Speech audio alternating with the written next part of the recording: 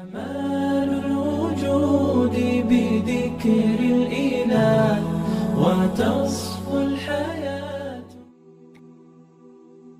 سه چیز بلا را دور می کند.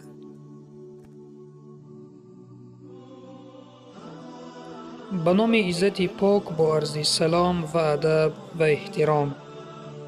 سه چیزی است که اگر انسان آن را در حیات خود انجام بدهد، با اذن الله بلا از او دور می شود. یکمین، دعا.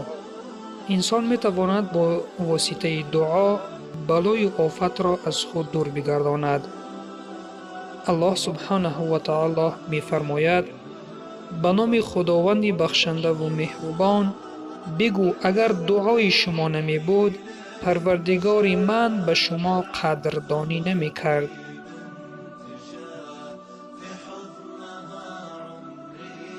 دویم، شکر نعمت. انسان با شکر نعمت می تواند بلا را از خود دور بگرداند.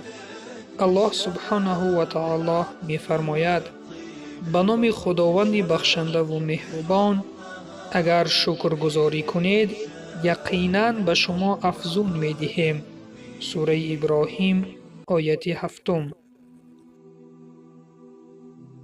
سیوم، یاری دادن به ضعیفان. یاری دادن به ضعیفان سبب می شود که انسان بلا را از سر خود دور می گرداند.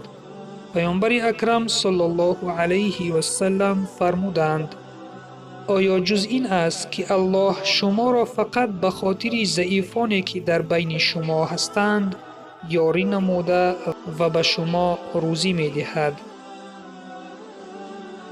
بله برادر و خواهر عزیزم، این سه چیز سبب دور شدن بلا از سر هر یک ما می گردد.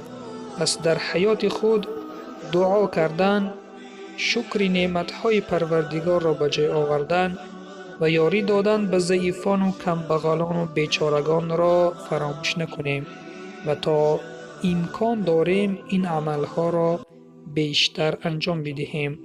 و سلام بر آن شخصانی که راه هدایت را پیش گرفتند.